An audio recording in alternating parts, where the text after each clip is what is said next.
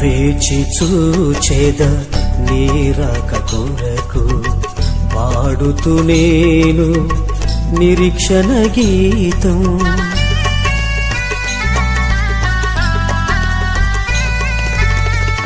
వేచి చూచేద నీ రాక కొరకు పాడుతూ నేను నిరీక్షణ గీతం.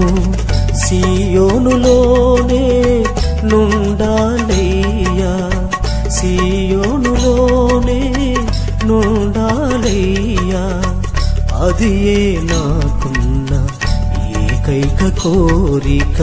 మహిలోని మహిమతో నన్ను దర్శించిన నా యేసయ్యా, మహిమ స్వరూపివి నీవేనయ్యా, మహిమ స్వరూపివి నీవేనయ్యా, నా యేసయ్యా, నా యేసయ్యా, నా యేసయ్యా, నా యేసయ్యా.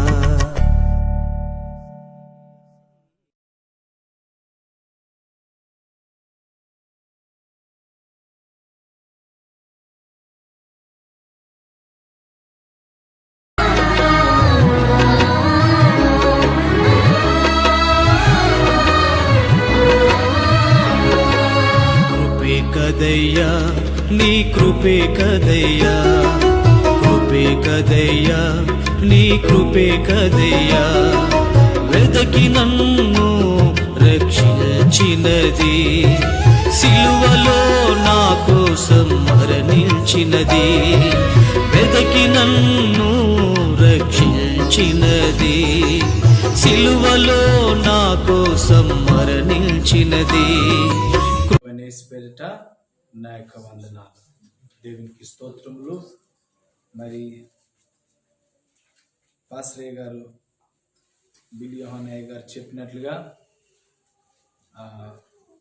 కొన్ని నెలలుగా నేను ఈ కిలా వరంగల్ సంఘానికి వచ్చి మీతో కలిసి ప్రభుని ఆరాధించాలని అనుకున్నాను, కానీ అవకాశము దొరకలేదు. ఈరోజు బహుశా దేవుని చిత్తం కావచ్చు, దేవుడు అవకాశాన్ని మీ మధ్యలోకి రానికి అనుగ్రహించినందుకై ప్రభుకే స్తోత్రములు. మరి అయ్యగారు చెప్పినట్లుగా నేను పనిచేస్తూ సూరత్లో మరి మన ఫెయిత్ హోమ్ మినిస్ట్రీ తరపు నుండే నేను సేవ చేశాను, ఇప్పుడు కూడా చేస్తూనే ఉన్నాను. ప్రభు కృపను బట్టి నా 16వ ఏట 2000 సంవత్సరంలో నేను ప్రభుని తెలుసుకోవడము, నీటి బాప్టిసాన్ని పొంది శ్యామసుందరయ్య గారి పెద్ద పాస్రయ్య ద్వారా మరి బాప్టిసం పొంది రక్షింపబడడం జరిగింది. ఆ 2000 సంవత్సరం నుండి నేను ప్రభుతో తన కృపలో జీవించే కృప నాకు అనుగ్రహించినాడు. మరి 2000 సంవత్సరం నుండి 2012 వరకు ఇటు విశ్వాసిగా అవకాశం దొరికినప్పుడల్లా సువార్త ప్రకటిస్తూ జీవించే కృపను ప్రభు అనుగ్రహించినాడు. మరి 2012 నుండి సూరత్లో ఒక బ్రాంచ్కు సేవకునిగా కాపరిగా ఉండునట్లు దేవుడు తన కృపను బట్టి పెద్దయ్య గారి ద్వారా, మరి యోహాన్ పాస్రయ్య గారి ద్వారా, సామ్యూల్ పాస్టర్ గారి ద్వారా, మన సీనియర్ పాస్టర్స్ ద్వారా నన్ను, మా కుటుంబాన్ని, మా భార్యను ప్రార్థించి ఆ ప్రాంతానికి పంపడం జరిగింది. 2012 డిసెంబర్ నుండి ఆ ప్రాంతంలో దేవుని సేవ కొనసాగుతుంది. ఆ ఒక్క ప్రాంతమే గాక మరి అయ్యగారు చెప్పినట్లు బొంబాయిలో, మరి సూరత్ నుండి ఇంకో 40 కిలోమీటర్లు, సూరత్ గుజరాత్లో ఒక జిల్లా, సూరత్ బయట వేరే నవసారి అనే జిల్లాలో కూడా సంఘం ఉంది. అట్లా 3 సంఘాలు ప్రభు తన కృప ద్వారా మన ఫెయిత్ హోమ్ మినిస్ట్రీకి అనుగ్రహించింది. రక్షింపబడ్డది ఫెయిత్ హోమ్ మినిస్ట్రీలోనే.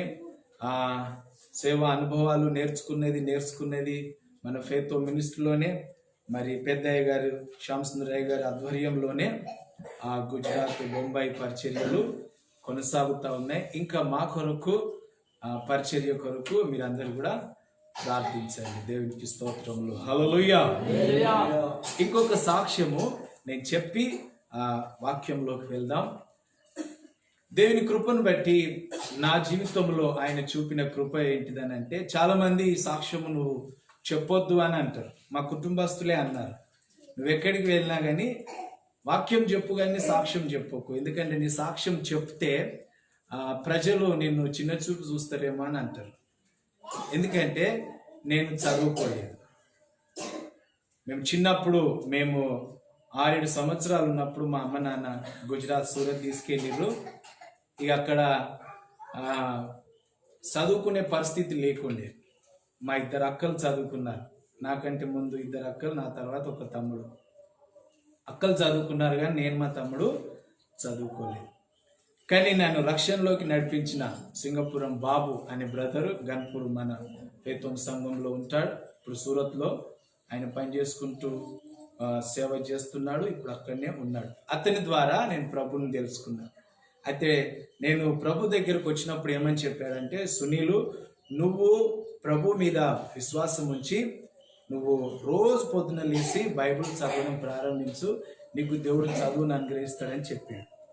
అవే మాటలు అట్లో నేను పట్టుకొని విశ్వసించి, మరి మా అమ్మ మా కొరకు పొద్దున్నే లేచి మా నాన్నకు టిఫిన్ రెడీ చేయడానికి పొద్దున్నే లేస్తుంది కదా, మా అమ్మతోటి నేను కూడా లేచి నాకు వచ్చిన అక్షరాలు జోడిస్తూ చదివేవాడు. అంటే స్కూల్కి వెళ్ళినా కానీ 1వ క్లాసు కూడా పూర్తిగా చదవలేకపోయినా ఇలా అవే వచ్చేది. అంతమంది గుణితాలు అటో ఇటో మొత్తం వరకు వచ్చేది. కానీ 1వ తరగతి కూడా ఫస్ట్ క్లాస్ కూడా పూర్తిగా చదవలేకపోయాను. అయితే నాకు వచ్చిన అక్షరాలను జోడిస్తూ చదవడం ప్రారంభించిన. నాకెప్పుడు తెలుగు చదవడం వచ్చిందో నాకు అర్థం కాలేదు. దేవునికి స్తోత్రం. హల్లెలూయా. తెలుగు ఒకటే, ప్రభువా నాకు తెలుగునిచ్చినావు, బైబిల్ చదవనీకి, పాటల పుస్తకంలో పాటలు చూస్తూ పాడడానికి కృపనిచ్చినావు, స్తోత్రం అని అనుకున్నా. కానీ ఆ తెలుగులో నుండి హిందీ, మేమున్నది హిందీ ప్రజల మధ్య కదా, హిందీ నేర్చుకుంటే బాగుంటుందని నేనే షాప్కి వెళ్ళి తెలుగు నుండి హిందీ నేర్చుకునే ఒక బుక్ తీసుకొని వచ్చి నేనే స్టూడెంట్, నేనే మరి సార్ని అయిపోయి నేర్చుకోవడం ప్రారంభించా. తెలుగు నుండి హిందీ కూడా వచ్చేసింది. హిందీ ఒకటి వస్తే గుజరాతీ మరాఠీ వచ్చేస్తుంది. ఎందుకంటే గుజరాత్కి పైన గీత ఉండదు, హిందీకి గీత ఉంటుంది పైన. మళ్ళా మరాఠీలో అక్షరాలు హిందీయే కానీ భాష మరాఠీ. హిందీ నేర్చుకోవడాన్ని బట్టి గుజరాతీ మరాఠీ కూడా వచ్చేసింది. ఎట్లా అని మళ్ళీ హిందీలో నుంచి ఇంగ్లీష్ నేర్చుకునే బుక్ కూడా తెచ్చుకున్నా. అది చదువుతూ ఇంగ్లీష్ కూడా చదవనీకి వచ్చేసింది. దేవునికి స్తోత్రాలు. హల్లెలూయా. నేను స్కూల్కి వెళ్ళలే కానీ 5 భాషలు, తెలుగు, హిందీ, గుజరాతీ, మరాఠీ, ఇంగ్లీష్, 5 భాషలను ప్రభు నాకు అనుగ్రహించినాడు. దేవునికి మహిమ కలుగును గాక. మరి అయ్యగారు చెప్పినట్లుగా 2000 సంవత్సరం నుండి మరి 2020 వరకు 20 సంవత్సరాలు మరి సూరత్ మన పేత్వం సంఘంలో ఇక్కడ నుండి వచ్చే ప్రతి దైవ సేవకులకు మరి బిలియోహన్ అయ్యగారు కూడా అనేక మార్లు అక్కడ వచ్చి సంఘస్థులను, సంఘాన్ని, సేవకులను బలపరిచిండు. అప్పుడు అయ్యగారితో మరి పెద్ద అయ్యగారితో ఇక్కడ నుండి ఏ సేవకులు వచ్చినా వాళ్ళ పక్కకు నిలబడి వాక్యాన్ని హిందీలోకి అనువాదించే అర్హత లేకపోయినా ప్రభు కృప నాకు అనుగ్రహించినారు. హల్లెలూయా. మరి 20 సంవత్సరాలుగా మన ఫెయిత్ మినిస్ట్రీస్ లో తెలుగు నుండి హిందీలోకి వాక్యాన్ని అనువాదించడంలో ప్రభు వాడుకుంటున్నారు. దేవునికి స్తోత్రాలు. హల్లెలూయా. చదువు లేని, విద్య లేని పామరుడునైనా నా పైన ప్రభు అంతగా కృప చూపినందుకే ప్రభుకే మహిమ హల్లెలూయా. ఇప్పుడు పోయిన సంవత్సరం మేలో నేను వచ్చాను. ఈ సంవత్సరం 2020 మే వస్తే 1 సంవత్సరం పూర్తి అవుతుంది. ఫుల్ టైం సేవకు రావాలి అని పెద్దయ్య గారు చెప్పినప్పుడు, దేవుడు దర్శించి రమ్మన్నప్పుడు మరి ఫుల్ టైం మినిస్ట్రీకి సమర్పించుకొని నేను వచ్చాను. గత 10 నెలలుగా ఫుల్ టైం సేవలో మరి మన ఫేత్వం సేవకులతో మరి పెద్దయ్య గారితో కలిసి సేవలో కొనసాగుతా ఉన్నాను.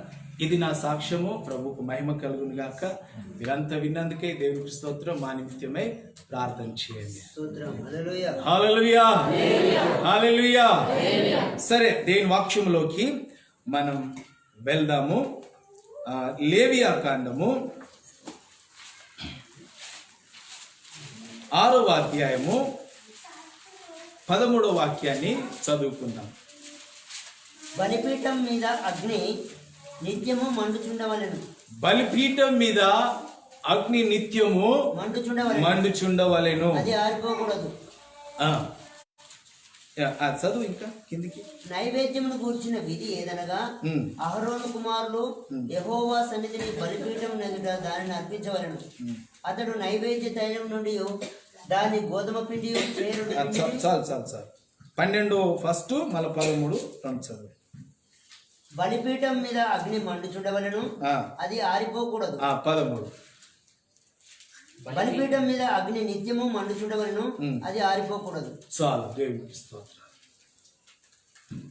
దయచేసి మీరు అర్థం చేసుకొని ప్రయత్నించండి. ఎందుకంటే తెలుగులో వాక్యం చెప్తున్నప్పుడు హిందీలోనే చెప్పి తెలుగు పదాలు తొందరగా రావు నాకు. అవి ఒకవేళ వెనుక ముందైనా మీరు అర్థం చేసుకోనికి ప్రయత్నించండి. దేవునికి స్తోత్రాలు. ఎందుకంటే సూరత్లో పాటలు, ప్రార్థన, వాక్యం అంతా హిందీలోనే. దేవునికి మహిమ. మరి ఇక్కడ రాయబడి ఉన్న మాట ప్రకారంగా బలిపీఠం మీద అగ్ని మండుచుండవలెను అని 12లో ఉంది. 13లో ఏమని ఉందంటే బలిపీఠం మీద అగ్ని నిత్యము మండుచుండవలెను. హల్లెలూయా. నిత్యము బలిపీఠం మీద అగ్ని మండుచుండవలెను అని ఇక్కడ మనం చదువుకున్నాం. బలిపీఠం అంటే ప్రత్యక్షపు గుడారంలోని ఉండేది. అయ్యగారు మీకు చెప్పినాడు, అదంతా మీకు తెలుసు. అయితే ఈ బలిపీఠం మీద అగ్ని ఎప్పటికి కూడా మండుతూనే ఉండాలనేది దేవుని యొక్క కోరిక. నిత్యము మండుతూనే ఉండాలి. అది వానకాలమైనా, చలికాలమైనా, ఎండాకాలమైనా, అది పగలైనా, రాత్రైనా, అది ఏదైనా అగ్ని మండుచూనే ఉండాలి. దేవునికి స్తోత్రాలు. బలిపీఠం మీదకి వేరే అన్ని అగ్నిని తీసుకొని రావద్దు. అది మండుతూనే ఉండాలి. ఏది ఏమైనా ఆ అగ్ని ఆరిపోకుండా యాజకులు చూసుకునే బాధ్యత. దాన్ని ఆరిపోనిచ్చేవారు కాదు.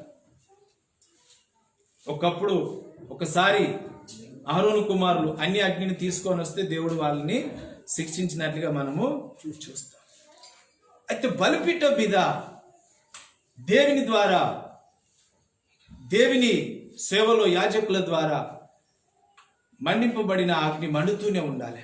అది ఆరిపోవద్దని దేవుని యొక్క ఇష్టం. దేవుని వాక్యంలో ఇంకా స్పష్టంగా మనం చూస్తే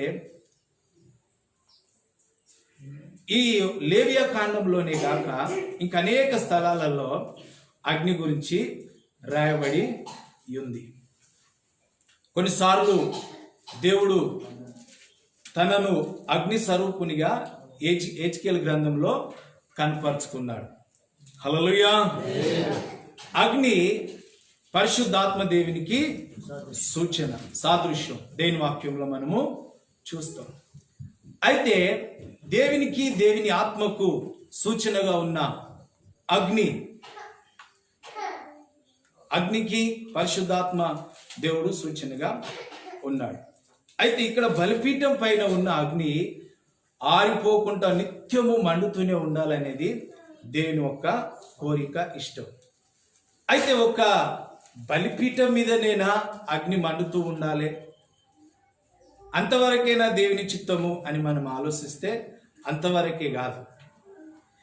దేవునికి సంబంధించిన బలిపీఠం పైనే కాదు, దేవునికి సంబంధించిన వ్యక్తులలో, దేవునికి సంబంధించిన కుటుంబాలలో, దేవుని సంఘాలలో, దేవుని పరిచర్యలలో కూడా పరిశుద్ధాత్మ దేవుని అగ్ని ఆరిపోకుండా నిత్యము మండుతూనే ఉండాలనేది దేవుని యొక్క కోరిక.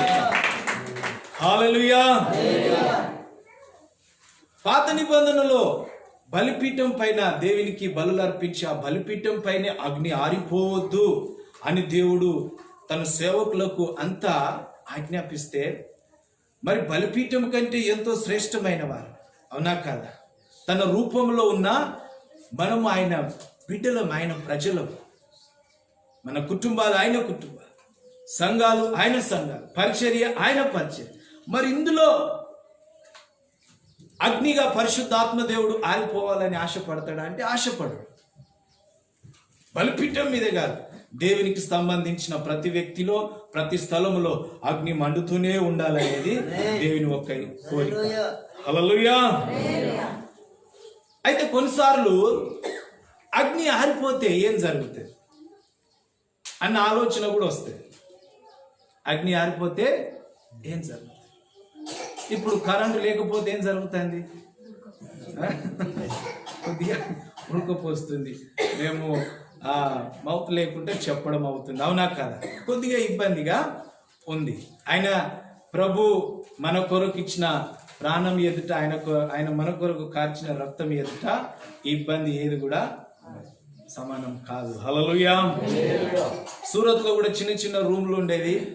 ఆ రూమ్లలో ఒక్కొక్కప్పుడు గ్రూప్ కుడికెళ్ళల్లో మస్తు ఉడకపోసేది. అయితే ఒకసారి చెమటలు బట్టి ప్రభును ప్రార్థిస్తూ ఆరాధిస్తున్న సమయంలో నాకు ఒక ఆలోచన దేవుడిచ్చాడు. ఈ చెమటల ద్వారా నన్ను ఆరాధించడంలో భరించడం లేదు, మరి నీ కొరకు నేను సిలువలో అంత రక్తం కార్చా. హల్లెలూయా. అంతగా బాధపడ్డా, అవునా కదా? దేవుని కొరకు కొన్నిసార్లు మనము ఈ వేడిలో కూర్చొని కూడా, ఫ్యాన్ లేకపోయినా కరెంట్ లేకపోయినా కూడా ప్రభుని ఆరాధించడము అదొక లాంటి అనుభవం. హల్లెలూయా. చెమటలు గారుతున్నప్పుడు ఆయన మన కొరకు రక్తం గార్చిందని గుర్తు చేసుకుంటే నీ చెమటలు నీకు గుర్తు రావు. దేవునికి స్తోత్రాలు. అయితే ఇప్పుడు కరెంట్ లేకపోతే ఏం జరుగుతుందో మనకు కొద్దిగా బాధగా ఉంది, అవునా కదా? మంట లేకపోతే కూడా చాలా నష్టం. ఎవరికి? దేవుని ప్రజలకు, మనకు. అపోస్తుల కార్యంలో ఒక విషయాన్ని మనం చూస్తాం. చూడండి, అపోస్తుల కార్యంలో 28వ అధ్యాయము 3వ వాక్యంలో. అప్పుడు పౌలు మోపడి పుల్లలేరి నిప్పుల మీద వేయగా ఒక సర్పము కాకుకు బయటికి వచ్చి అతని చెయ్యి పట్టెను. ఇంకా ఆ ద్వీపవాసులు ఆ జంతువతిని చేతిని వేలాడుతూ చూసినప్పుడు నిశ్చయంగా ఈ మనుష్యుడు నరహంతకుడు, ఇతడు సముద్రం నుండి తప్పించుకొనినను న్యాయమతనిని బ్రతకనీయదని తమలో తాము చెప్పుకునేది. అతడైతే ఆ విష జంతువును అగ్నిలో జాడించి వేసి ఏ హానియు పొందలేదు. చాలు, దేవునికి స్తోత్రం. ఇక్కడ ఒక విషయాన్ని మనం చూస్తున్నాం. పౌలుతో ఉన్న వారిని ప్రభు గొప్ప ఓడ ప్రమాదం నుండి కాపాడి ఒక ద్వీపానికి ప్రభు చేర్చాడు. అది చిన్న చిన్నగా చినుకులు పడుతున్న సమయం. అయితే ఆ ద్వీపవాసులు ఏం చేశారట, ఆ చలి నుండి వారిని ఆ చలి నుండి కాపాడుకోనికి వాళ్ళు చిన్నగా ఒక మంటను పెట్టుకున్నారు. అయితే పౌలు కూడా చలి వేసినప్పుడు అక్కడికి వెళ్ళినప్పుడు ఎందుకు వీళ్ళు ముట్టించిన మంటను నేను ఉత్తగానే కూర్చుంటే బాగుండదని కొన్ని పుల్లలు ఆయన కూడా ఏం చేసిండు, ఏరిండు. మోపడు పుల్లలను ఏరి నుప్పుల మీద వేసిండు. ఎప్పుడైతే నుప్పుల మీద వేసిండో ఆ నుప్పుకు, ఆ కాకకు, ఆ అగడుకు ఏం వెళ్ళింది? సర్పం బయటికి వెళ్ళింది. ఎప్పుడైతే ఈ సర్పము బయటికి వెళ్ళిందో పౌలు చేయికి చుట్టుకున్నారు. అతన్ని కాటేసి చంపుతుందని ఆ ద్వీపవాసులు అనుకున్నారు. కానీ పౌలు దాన్ని జాడించడం ద్వారా అది అగ్నిలో పడి కాలిపోయింది. ఒక మాట మీరు గమనించండి, ఈ పౌలు పుల్లలేరిండు కదా, ఆ పుల్లలో ఏదో ఒక పుల్లలో, ఆ కట్టెలలో సర్పం ఇంత మునుపు అవునా కదా ఉన్నది. కాబట్టే మంట ఎద్దకు తీసుకెళ్ళినప్పుడు దానికి అగడదలగ వరకు బయటికి వెళ్ళింది. అంటే ఆ ఏ పుల్లలోనైతే, ఏ కట్టెలోనైతే ఆ సర్పం దాగి ఉన్నదో ఆ పుల్లను అగ్ని యొద్దకు తీసుకురాకపోతే అది అందులోనే పండుకొని ఉంది. మంచిగా బయట చల్లగా ఉన్నది కాబట్టి అందులో దానికి కొద్దిగా వేడి ఉంటుందని మంచిగా హాయిగా పండుకున్నది. అయితే ఎప్పుడైతే ఆ కట్టెను ఆ పుల్లను మంట పైకి తీసుకొచ్చిండో వెంటనే బయటికి వెళ్ళింది. హల్లెలూయా. అంటే మంట ఎప్పుడైతే సర్పానికి తాకిందో బయటికి వెళ్ళింది. అంటే మంట లేని చోట సర్పం ఉంటుందని అర్థం. హల్లెలూయా. అర్థమైందా? మంట లేని చోట, అగ్ని లేని చోట ఏముంటది? సర్పం ఉంటుంది. దాన్ని వెళ్ళగొట్టాలంటే ఏం చేయాలి? మంట పెట్టాలి. ఇప్పుడు ఈ రోజులలో కూడా బైబిల్లో సర్పము సాతానుకు సర్పము సాతాను సర్పాన్ని మనకు చూపిస్తుంది. ఈ ఆది సర్పమైన సాతానుగాడు అనేక కుటుంబాలలో, అనేక జీవితాలలో, అనేక మనసులలో, హృదయాలలో హాయిగా నిద్రపోతా ఉన్నాడు. హల్లెలూయా. వారిని హృదయాలలోకి వెళ్ళి, శరీరాలలోకి వెళ్ళి, జీవితాలలోకి వెళ్ళి, కుటుంబాలలోకి వెళ్ళి పారదోలాలంటే ఏం చేయాలి? కాస్త మంట పెట్టాలి. మంట పెడితే మనం పొమ్మనకు ముందే వాడు వెళ్ళిపోతాడు. పౌలు సర్పమా, ఇందులో ఉన్న సర్పమా బయటికి రమ్ము అని ఆజ్ఞాపించిండా? మంట పైన వెళ్ళాను, బయటికి వెళ్ళేసి. మనము కూడా ఆది సర్పమైన సాతానును వెళ్ళగొడతాం, మంచిదే. కానీ కొన్నిసార్లు వాటిని వెళ్ళగొట్టదు ఏం చేయదు. మనము అగ్ని రగిలించుకొని మండుతున్నప్పుడు వానంతట వాడే వెళ్ళిపోతాడు. హల్లెలూయా. హల్లెలూయా. అయితే ప్రభు అంటే మాట అదే, అగ్ని ఆరిపోవద్దు. అగ్ని ఆరిపోతే ఏమైతుందంటే ఆది సర్పము నెమ్మదిగా వచ్చి వాడు నిద్రపోతా ఉంటాడు. దేవుడికి స్తోత్రం. ఇవరకే ఆది సర్పం వచ్చి ఒకవేళ నిద్రపోయి ఉంటే ఈరోజు పరిశుద్ధాత్మ దేవుని అగ్నిని నువ్వు పొందుకొని ఆ అగ్నిలో మండు. ఆమేన్. హల్లెలూయా. అగ్నితో నువ్వు మండుతున్నప్పుడు వాడి పారిపోతాడు, నిన్ను విడిచి, నీ కుటుంబాన్ని విడిచి పారిపోతాడు. అందుకే ప్రభు అంటా ఉన్నాడు, అగ్ని ఆరొద్దు. అగ్ని ఆరితే ఏమవుతుంది అని అంటే, అగ్ని ఆరితే ఏమవుతుంది అంటే వాడు వచ్చేస్తాడు. ఎక్కడ చల్లదనం ఉంటుందో అక్కడ మంచిగా గురక పెట్టి నిద్రపోతాడు. వాడు నిద్రపోవడమే కాదు, మనలను కూడా నిద్రపుచ్చుతాడు. ఇక వాడు వచ్చి చోటు చేసుకున్నాడంటే కథం. భార్య భర్తలకు పడదు, అన్నదమ్ములకు పడదు, బంధుమిత్రులకు పడదు, ఆత్మీయులకు పడదు. హల్లెలూయా. వాడు ఎక్కడుంటే అది స్టార్ట్ అయిపోతుంది ఇక.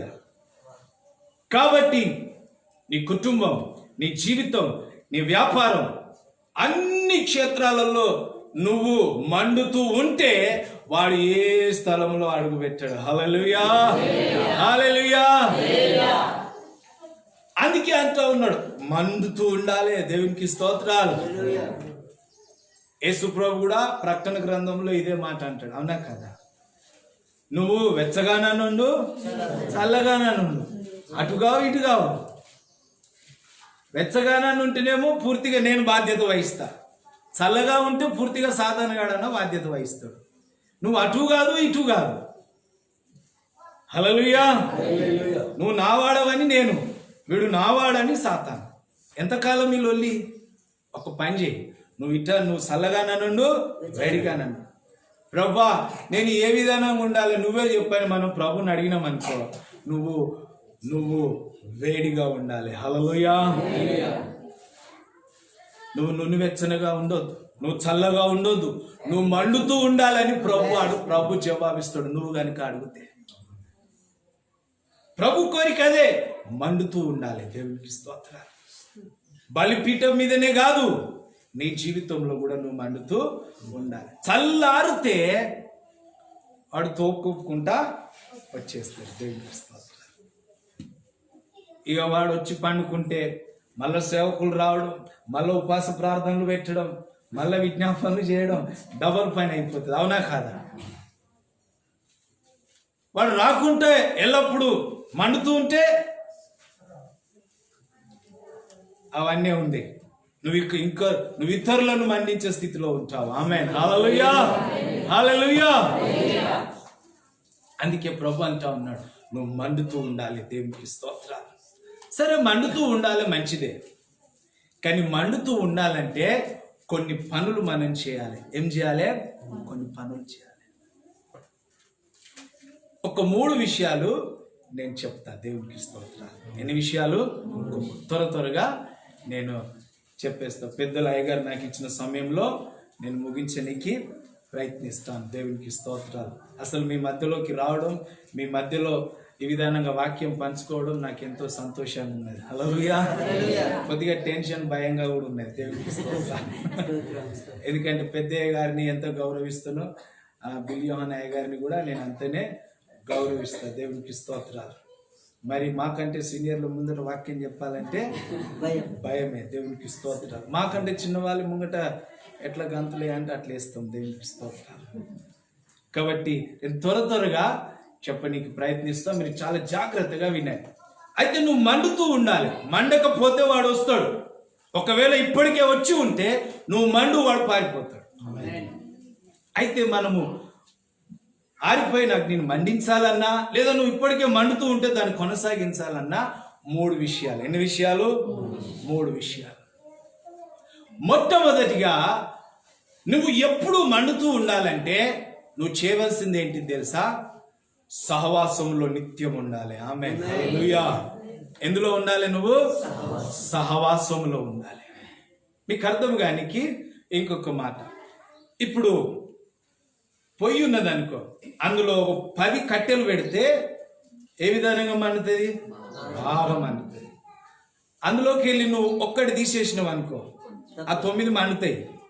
ఆ 9కి ప్రాబ్లం లేదు. ఈ ఒక్కటి తీసి పక్కకు పెట్టినావు అనుకో, కాసేపటికి చల్లారిపోతాయి. తీయంగానే వెంటనే చల్లారు. ఇది కూడా గమనించాలి. తీయంగానే వెంటనే చల్లారుతుందా? చల్లారు. కాసేపు అవి మండినట్టు ఇది కూడా మండుతూ ఉంటుంది. నాకేం టెన్షన్ లేదు అన్నట్టుగా మండుతుంది. కాసేపు అయినాక మంట కొద్దిగా తక్కువ అవుతుంది, మరి ఇంకా తక్కువ అయిపోతుంది. మొత్తం మంట బంద్ అవుతుంది. కాసేపు పొగలు వెళ్తాయి, కాసేపు నొప్పి, ఇంకా కాసేపు చూసే వరకు బూడిది ఆ కట్టె తప్ప ఏముండదు. ఆడ తీయంగానే వెంటనే చల్లారు. కాసేపు మండుతూ ఉంటుంది. నాకేం ఫికర్, నేను మండుతున్నా కదా అని అనుకుంటాను. కానీ ఆ మండడము, ఈ 9 కట్టెలు మండినంతసేపు అది మండదు. అది కొద్దిసేపటికి ఏమైపోతుంది? ఆరిపోతుంది. దేవునికి స్తోత్రం. మళ్ళా దాన్ని తీసుకొచ్చి ఇందులో పెడితే ఏమవుతుంది? మరలా మండుతుంది. అంటే 10 కట్టెలు కలిస్తే ఒకదానికి ఒకటి సపోర్ట్ చేస్తూ హల్లెలూయా, హల్లెలూయా. ఎప్పుడైతే ఒకటి పక్కకు తొలగిస్తారో అది ఇదైపోతుంది. అందుకే సహవాసంలో ఉండడము మానవద్దు. దేవునికి స్తోత్రాలు. హల్లెలూయా. సంఘ సహవాసాన్ని మరవద్దు, పరిశుద్ధుల సహవాసాన్ని మరవద్దు, సేవకులతో సహవాసాన్ని మరవద్దు. సహవాసము చేయువారు ప్రభు చిత్తంలో ఉంటారు. ఆమేన్. హల్లెలూయా. తండ్రి, కుమార, పరిశుద్ధాత్మ దేవుడు సహవాసంలో ఉన్నారా లేరా? సహవాసంలో వాళ్ళ సహవాసంలో కొనసాగుతూ ముందు నడిచే త్రియేక దేవుడు. దేవుడికి స్తోత్రాలు. అదే సహవాసాన్ని సంఘం కూడా కలిగి ఉండాలని ఆది అపోస్తుల ద్వారా పరిశుద్ధాత్మ దేవుడు నియమించింది. చూడండి, అపోస్తుల కార్యములు 2వ అధ్యాయము 42వ వాక్యం. మీరు అపోస్తుల బోధయందును సహవాసమందును రొట్టె విరిచిన యందును ప్రార్థన చేయుట యందును ఎడతెగక ఉండిరి. ఆమేన్. హల్లెలూయా. ఇక్కడ 4 విషయాలుగా నేను ఒక విషయాన్ని ఈ సందర్భానుసారంగా తీసుకుంటున్నాను. ఏమున్నది అక్కడ? వీరు సహవాసమందును. ఆమేన్. పరిశుద్ధాత్మ ద్వారా పేతురు వాక్యాన్ని చెప్పినప్పుడు ఎన్ని వేల మంది రక్షింపబడ్డారు? 3,000 మంది. ఈ 3,000 మంది ఏమైపోయారటంటే ఒక్క గుంపుగా కూడి, ఒక్క సంఘంగా కూడి వాళ్ళు సహవాసంలో ఉన్నారు. ఆమేన్. హల్లెలూయా. సహవాసాన్ని వాళ్ళు ఎక్కడ కూడా విడువలేదు. ఎడతెగక ఉండిరి. ఆమేన్, హల్లెలూయా. ఎడతెగక దేనిలో ఉండిరి? సహవాసములో ఉండిరి, ప్రార్థనలో ఉండిరి, అపోస్తుల బోధలో ఉండిరి, ప్రార్థన యందు ఉండిరి. మొట్టమొదటిగా ఏంటిది? సహవాసం. సహవాసం ఎప్పుడు కూడా మానొద్దు, విడవద్దు. దేవునికి స్తోత్రాలు. ఎన్ని కష్టాలు వచ్చినా, ఎన్ని కన్నీళ్ళు వచ్చినా, ఎన్ని పరిస్థితులు తలకిందులైనా సహవాసాన్ని మరవద్దు. ఆమేన్, హల్లెలూయా, హల్లెలూయా. ఈ సహవాసమే నిన్ను మండే స్థితిలో ఉంచుతుంది. ఆమేన్, ప్రైజ్ ది లార్డ్. ఈ సహవాసమే నిన్ను చల్లారిపోకుండా ఉంచుతుంది. ఈ సహవాసమే పరిశుద్ధాత్మ దేవుడు నీలో సంచరించే విధానంగా ఉంచుతుంది. దేవునికి స్తోత్రాలు. కానీ కొద్దిమందికి సహవాసం చేయాలంటే ఇష్టం ఉండదు. సహవాసం చేయడానికి ఇష్టం ఉండదు. సూరత్లో ఒక బ్రదర్ ఉండే, ఇప్పుడు ఇది నడుస్తుంది కదా, ఇక పేరు చెప్తే ఆ బ్రదర్ టెన్షన్ పడతాడు. సంఘంలో విజ్ఞాపన ప్రార్థన అని నేను ప్రకటించిన, అందరూ వచ్చేసారు. ఆ బ్రదర్ రాలేదు. ఏది బ్రదర్ అయిపోయినాక ఏది బ్రదర్ రాలేదంటే, లేదన్నా నేను ఇంటికానే ప్రార్థన చేసుకున్నా అని అంటాడు. అయితే నేనన్నా, మరి నేను సంఘంలో ప్రార్థన పెట్టింది ఎందుకు? వీళ్ళకి ఇల్లు లేవా? నాకు ఇల్లు లేదా? హల్లెలూయా. నీకు ఇల్లు ఉన్నాయి, నాకు ఇల్లు, వీళ్ళందరికీ ఇల్లు ఉన్నాయి. అందరి ఇళ్ళకి వెళ్ళి సంఘానికి వచ్చిర్రు, విజ్ఞాపన చేస్తూ ఉన్నారు. మళ్ళీ నేను ఇంట్లోనే చేసుకుంటా నువ్వు చెప్తున్నావు, అది పద్ధతి కాదని చెప్పిన నేను. వ్యక్తిగతంగా చేసుకో, మీరు కుటుంబంగా చేసుకోండి, కానీ సంఘంగా అన్నప్పుడు సంఘంగానే. మళ్ళీ ఇంకోటి ఆలోచన తేవద్దు అని చెప్తే ఆయనకు కొద్దిగా బాధ కలిగింది. హల్లెలూయా. కొన్నిసార్లు బాధ అయినా ఉన్న వాస్తవాన్ని చెప్పక తప్పదు కదా, చెప్పాలి. చెప్పా తర్వాత ఇక వచ్చిండు. దేవునికి స్తోత్రాలు. సహవాసాన్ని మరవద్దు. అది ఆరాధన సహవాసమైన, గృహకూడిక సహవాసమైన, అది విజ్ఞాపన ప్రార్థన సహవాసమైన, అది ఏ సహవాసమైనా పరిశుద్ధులు సేవకులు సంఘంగా అక్కడ కూడుకుంటున్నాడంటే నువ్వు 100% పాలు పొందడానికి ప్రయత్నించాలి. హల్లెలూయా, హల్లెలూయా. కొన్నిసార్లు ఎంత ప్రయత్నించినా కొన్ని పరిస్థితులు, ఎల్లప్పుడు కాదు, కొన్నిసార్లు మన పరిస్థితులను బట్టో, బలహీనతలను బట్టో, వేరే ప్రాంతంలో ఉన్నదాన్ని బట్టో మనం మిస్ అయి ఆ సమయాలు వేరే. అందుకే నేను అన్న 100% సహవాసంలో ఉండడానికి ప్రయత్నించాలి. ఎందుకంటే ఈ సహవాసమే నిన్ను మండిస్తూ ఉంటది. హల్లెలూయా. అందుకే పొయ్యిలో నుండి ఒక కట్టె ఉదాహరణ చెప్పిన, అవునా కదా? సిస్టర్స్ కు బాగా తెలుసు.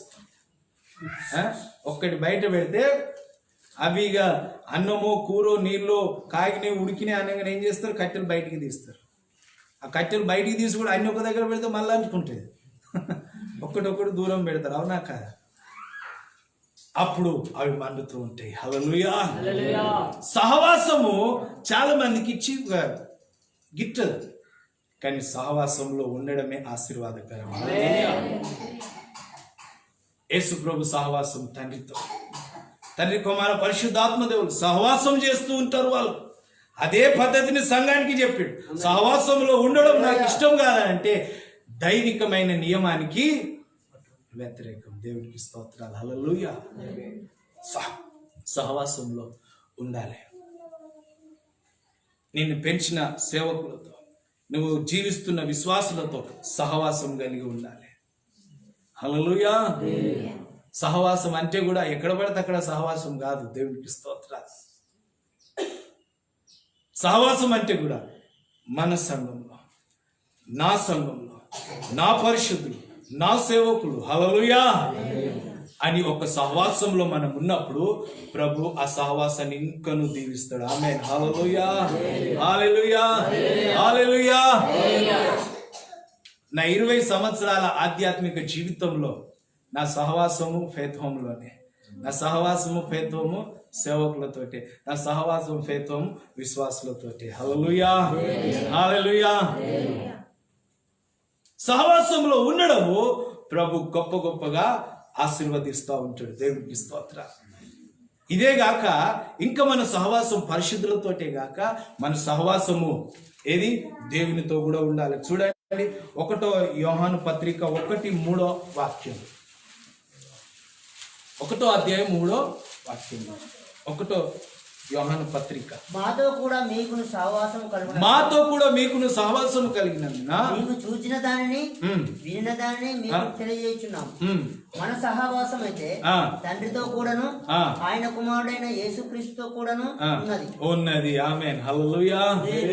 ఇటు ఒకరితో ఒకరు సహవాసము, మళ్ళీ అందరం కలిసి దేవునితో సహవాసం. దేవునికి స్తోత్రం. హల్లెలూయా. దేవుని వదిలిపెట్టి ఒక్క సేవకునితో సహవాసం చేసినా ప్రమాదమే. లేకపోతే సేవకుని వదిలిపెట్టి నాకు డైరెక్ట్ పైనుంచే కనెక్షన్ ఉన్నదంటే కూడా ప్రమాదం. హల్లెలూయా. డైరెక్ట్ మనకు దేవుని నుండే కనెక్షన్ ఉండాలని దేవుని చిత్తం అయితే తన స్థానంలో సేవకులను ఎందుకు పెడతాడు? హల్లెలూయా. సహవాసము ఎవరితోనంటే పరిశుద్ధులతో, ఆమేన్, సేవకులతో, ఆమేన్, మళ్ళా తండ్రితో, దేవునికి ఇస్తాం. ఇన్ని సహవాసాలు కలిగి మనం ఉన్నప్పుడు ఇక అగ్ని ఎందుకు ఆరిపోతుంది? హల్లెలూయా. ఇన్ని సహవాసాలు మనం కొనసాగుతాం. మంట ఎందుకు చల్లారుతుంది? ఇక అని రమ్మంటే వాడు ఎందుకు వస్తాడు? చూడనీకి రారా బాబు అన్న కూడా రాడు. ఎందుకంటే అక్కడికి వస్తే నాకు ఎందుకు లేనిపోని సురుకు తగులుతుంది అని వాడు కాస్త దూరంలోనే ఉంటాడు. దేవునికి స్తోత్రాలు. హల్లెలూయా. పరిశుద్ధులతో, సేవకులతో, దేవునితో, దేవునికి స్తోత్రాలు. ఇది సరి అయిన సహవాసం. నాకు ఓన్లీ విశ్వాసులతో సహవాసం రామ్, నాకు ఓన్లీ సేవకునితోనే సహవాసం రామ్, నాకు ఓన్లీ ప్రభుతోనే సహవాసం, అది కూడా ఇవి 3 కలిస్తేనే రైట్. దేవునికి స్తోత్రాలు. హల్లెలూయా, హల్లెలూయా. ఒకటి నువ్వు మండుతూ ఉండాలంటే సహవాసం మరువు. రెండోది ఏంటిదని అంటే నువ్వు దేవుని వాక్యాన్ని ఎల్లప్పుడూ చదువుతూ ధ్యానిస్తూ ఉండాలి. దేవునికి స్తోత్రాలు. రెండోది ఏంటిది? దేవుని వాక్యాన్ని చదవాలి. చదవడమే కాదు, ధ్యానించాలి. దేవునికి స్తోత్రాలు. చూడండి, కీర్తనల గ్రంథము 39 3వ వాక్యం. నా గుండె నాలో మండుచుండెను, నా గుండె నాలో మండుచుండెను, నేను ధ్యానించుచుండగా మంట పుట్టెను. ఆమేన్, హల్లెలూయా. ఇంకొక మాట, లూకా సువార్త 24:32. అప్పుడు వారు ఆయన త్రోవలో మనతో మాట్లాడుచు లేఖనములను మనకు బోధపరుస్తున్నప్పుడు మన హృదయము మనలో మండుచుండలేదా? ఆమేన్, హల్లెలూయా. ఆడ కీర్తనకారుడు ఏమని అంటూ ఉన్నాడు? నా గుండె నాలో మండుచుండను, నేను ధ్యానించుచుండగా మంట పుట్టెను. హల్లెలూయా. ఇది ఏమంట? దేవుని వాక్యం అనే మంట. ఆమేన్, హల్లెలూయా. ఇది ఏ ధ్యానము? దేవుని వాక్యం అనే ధ్యానము. దేవుని వాక్యం అనే ధ్యానమే. దేవుని ఈ మంటే కాదు, ఇంకా అనేక మంటలు ఉంటాయి. అవి కూడా ధ్యానిస్తూ ఉంటే అవి కూడా మంట పుడతా ఉంటాయి. అది కోపం అనే మంట, అది ఈర్ష్య అనే మంట, అది ప్రతీకారం. అది ఏమంటారు? ప్రతీకారం, అది ప్రతీకారం అంటారు గారు ఇందులో. అంటే నువ్వు చేసిన దాన్ని నేను కూడా చేస్తాను. ప్రతీకారం ఇందులో బదులా అంటారు, రివెంజ్. హల్లెలూయా. మళ్ళా నేను అది కూడా ఒక మంటే, అది ఐదాకి ఇచ్చిపెట్టాను. ఆ మంట వేరే. అది కూడా ఎంత ధ్యానిస్తా అంటే అంత మంట పుడుతుంది. అవునా కాదా? ఎంత ఆలోచిస్తా అంటే అంత మంట పుడతా ఉంటాయి. అరే ఏంది నేను కూర్చున్నట్టు మొత్తం బుసలు కొడతాడు అంటే లోపల ధ్యానిస్తాడు.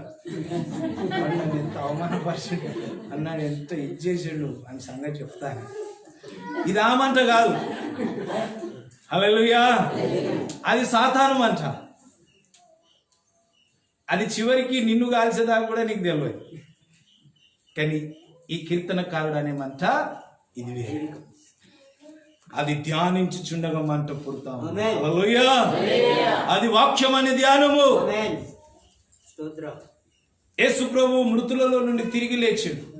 తిరిగి లేచిన తర్వాత ఆయనే తన రూపంలో అక్కడ 2 శిష్యులు వెళ్తుండగా వారి మధ్యలోకి వచ్చిండు. అప్పటికి వాళ్ళ మనోనేత్రాలు భయపడ్డాయి.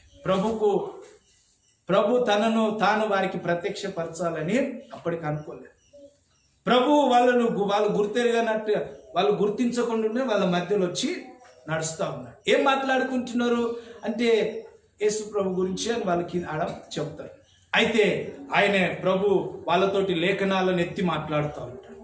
ఒక చోటికి వెళ్తారు, మీరు కూడా రండి అని. అక్కడ భోజనం చేసే స్థలానికి వెళ్ళినప్పుడు ఆయన రొట్టెని ఎత్తుకొని కృతజ్ఞత స్తుతులు చెల్లించగానే వాళ్ళ మనోనేత్రాలు తెరవబడితే ప్రభు అదృశ్యుడైపోతాడు. అప్పుడు వాళ్ళకి అర్థమైపోతుంది యేసు ప్రభువే మనతోటి నడిచి. అప్పుడు ఏమనుకుంటున్నారంటే, అరే అందుకనే కదా ఆయన మాట్లాడుతుంటే నీలో కూడా మంట పుట్టలే, హల్లెలూయా, నాలో కూడా పుట్టింది అని అంటా ఉన్నారు. దేవుని వాక్యం వింటుంటే వాళ్ళకు మంట పుట్టింది. హల్లెలూయా.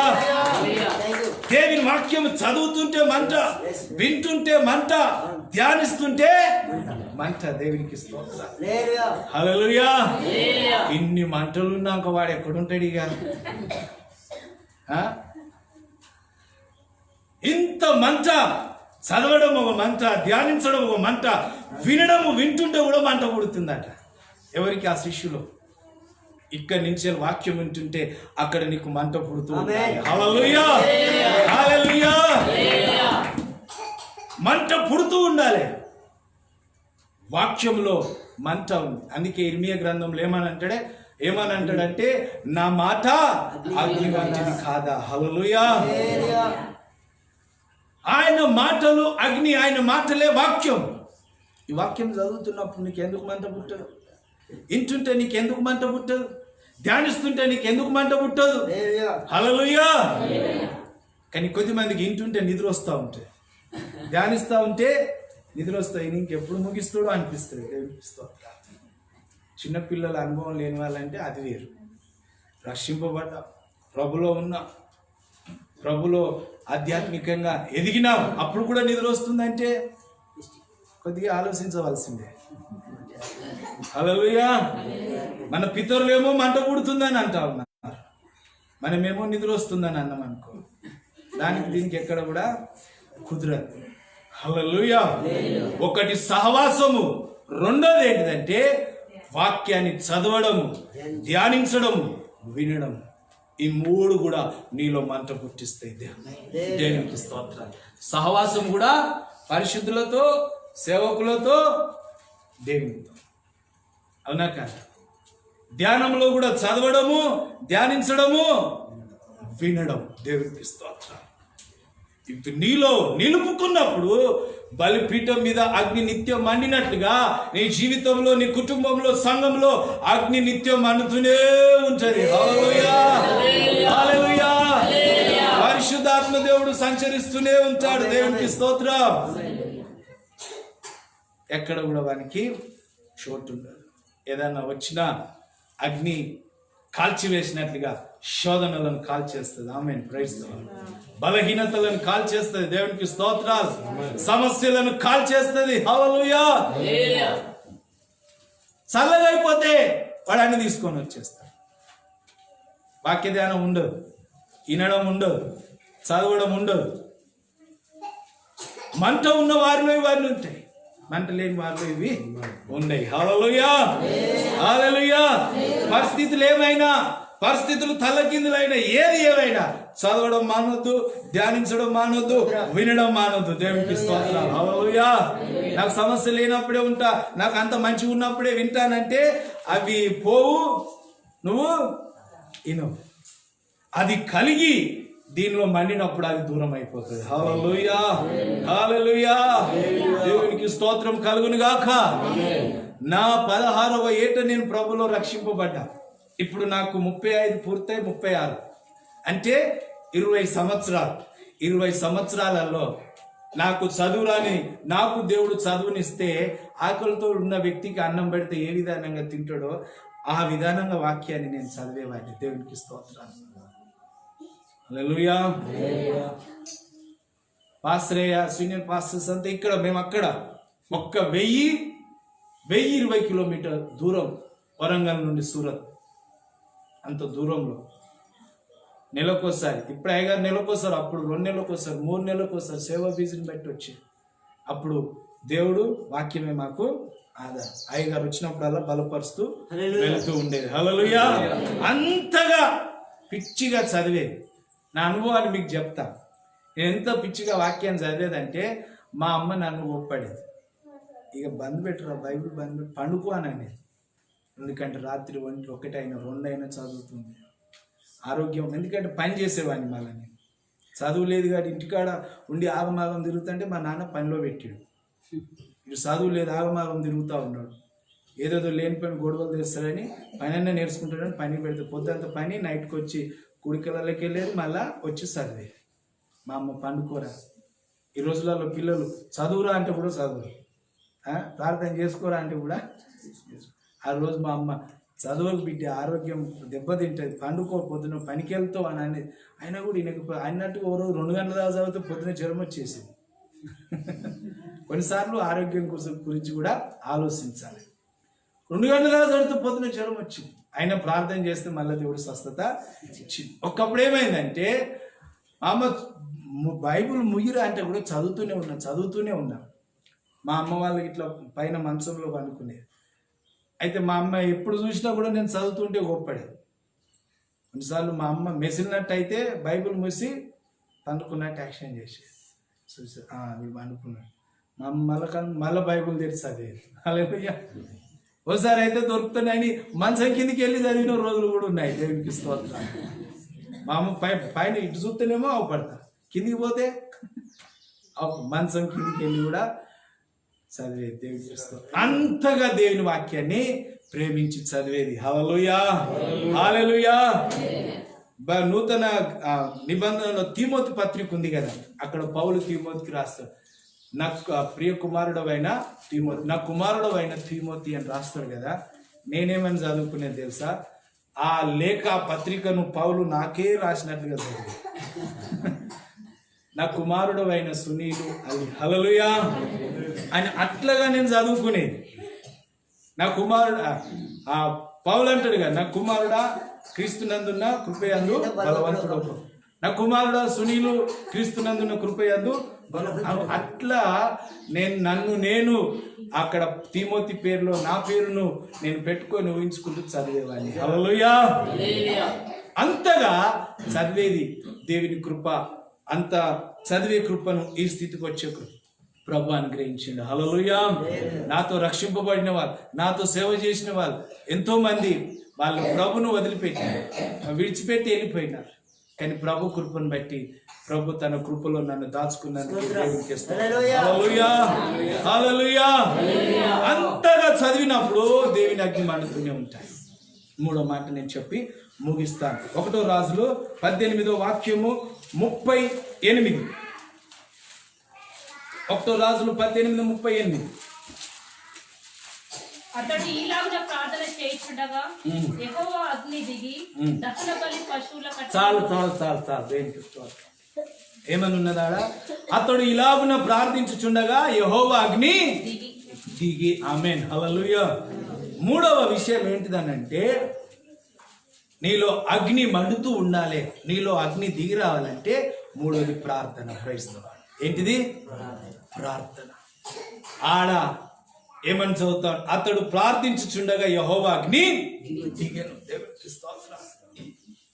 3వది అగ్ని ఏ విధానంగా దిగుతుంది, అగ్ని ఏ విధానంగా రగులుతుంది అంటే ప్రార్థన ద్వారా. దేవునికి స్తోత్రం. హల్లెలూయా, హల్లెలూయా.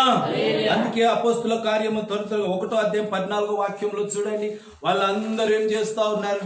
అపోస్తుల కార్యం 1:14. వీరందరూ నీతో కూడా కొందరు స్త్రీలను యేసు తల్లి అయిన మరియా ఆయన సహోదరులు ఏక మనసుతో ఎడతెగక ప్రార్థన చేయుచుండి. ఏం చేయుచుండిరి? ఎడతెగక ప్రార్థన చేయుచుండిరి. హల్లెలూయా. 3వదిగా ప్రార్థన దేవుని అగ్నిని తీసుకొని వస్తుంది. ప్రార్థన దేవుని అగ్ని ఇప్పటికే నీలో ఉంటే అది రగులుతుంది. హల్లెలూయా. ప్రార్థన ద్వారా అగ్ని దిగి వస్తుంది, అగ్ని మండుతుంది, అగ్ని రగులుతుంది. దేవునికి స్తోత్రం. 3వ విషయం ప్రార్థన. అందుకే యేసు ప్రభు వెళ్తూ చెప్పిండు, ఇదిగో మీరు నా ద్వారా మీరు పొందిన వాగ్దానం కొరకు కనిపెడుతూ ఉండండి. అంటే వాళ్ళు అదే విధానం కనిపెట్టమన్నాడు కదా, కనిపెట్టుకుంటూనే ఉంటామని కను తెరుచుకొని లేరు. వారు కనిపెట్టుకోవడం అంటే ఉత్తగా చూడడమే కాదు, కనిపెట్టడంతో పాటు ప్రార్థన కూడా చేస్తా ఉన్నారు. హల్లెలూయా. లేక ప్రార్థన పూర్వకంగా కనిపెడతా ఉన్నారు. దేవుడు కనిపెట్టమన్నాడు కదా, ఇక నేను చూసుకుంటూనే ఉంటాను కాదు, చూస్తా ఉన్నారు. కానీ ప్రార్థనతో చూస్తా ఉన్నారు, ప్రార్థనతో కనిపెడతా ఉన్నారు. యేసు ప్రభు వెళుతూ వెళుతూ చెప్పిపోయిన వాగ్దానం కొరకు పరిశుద్ధాత్మ దేవుడు మీ మీదకి దిగి వస్తాడు. హల్లెలూయా. అప్పుడు మీరు శక్తి పొందేదారు, ఎవరిదా కాదండి అని అన్నప్పుడు వాళ్ళు ఆగి ప్రార్థన పూర్వకంగా కనిపెడుతూ ఉన్నారు. ఒక రోజు రానే వచ్చింది, పరిశుద్ధాత్మ దేవుడు అగ్ని జ్వాలల రూపంలో వారి మీదకి దిగి వచ్చాడు. ఆమేన్. హల్లెలూయా. హల్లెలూయా. అపోస్తుల కార్యములు 2వ అధ్యాయం 1వ వాక్యము చదవండి. 1 నుండి 4. వచ్చినప్పుడు అందరూ ఒక చోట కూర్చుండి ఉండిరి. అప్పుడు వేగముగా వీచు బలమైన గాలి వంటి ఒక ధ్వని ఆకాశం నుండి అకస్మాత్తుగా వారు కూర్చుండి ఉన్న ఇల్లంతా నిండెను. మరియు అగ్ని జ్వాలల వంటి నాలుగలు విభాగింపబడినట్లుగా వారికి కనబడి కుక్కని మీద వ్రాలగా అందరూ పరిశుద్ధాత్మతో నిండిన వారై ఆ ఆత్మ వారికి వాక్శక్తి అనుగ్రహించిన కొలది అన్య భాషలతో మాట్లాడసాగిరి. ఆమేన్. హల్లెలూయా. ప్రార్థన చేస్తూ ఏలియా ప్రార్థన చేస్తే ఏం దిగొచ్చింది? అగ్ని. అపోస్తులు వాళ్ళు 120 మంది ఒక్క చోట కూడి ప్రార్థిస్తున్నప్పుడు 2వ అధ్యాయం 1వ వాక్యంలో పరిశుద్ధాత్మ దేవుడు అగ్ని రూపంలో దిగొచ్చాడు. ఆమేన్. హల్లెలూయా. హల్లెలూయా. మరి ఇప్పటికి దేవుని ఏమన్నా మార్పు వచ్చిందా అంటే లేదు. ఇప్పటికి కూడా ప్రార్థిస్తే ఆయనే అగ్నిగా నీలో దిగి వస్తాడు. ఆమేన్. హల్లెలూయా. ఇప్పటికి కూడా ప్రార్థిస్తే సంఘంలో అగ్నిగా ఆయన దిగి వస్తాడు. ఇప్పటికి కూడా ప్రార్థిస్తే కుటుంబంలో అగ్నిగా దిగి వస్తాడు. ఇప్పటికి కూడా ప్రార్థిస్తే నీ వ్యక్తిగత జీవితంలో ఒక అగ్నిని తీసుకొని పరిశుద్ధాత్మ దేవుడు దిగి వస్తాడు. హల్లెలూయా. హల్లెలూయా. అపోస్తులు ప్రార్థిస్తుంటే అగ్ని దిగింది. ఇప్పటికి కూడా ప్రార్థిస్తుంటే అగ్ని దిగుతున్న సాక్ష్యాలు ఎన్నో ఉన్నాయి. హల్లెలూయా. ప్రార్థన ద్వారా పరలోక అగ్ని నీలోకి దిగి వస్తుంది. దేవుని స్తోత్రం. అందుకే ప్రార్థన మానొద్దు. అందుకే దేని వాక్యంలో ఏమనున్నదంటే ఎడతెగక ప్రార్థించండి, ఎడతెగక ప్రార్థించండి, విసుకక ప్రార్థించండి. హల్లెలూయా.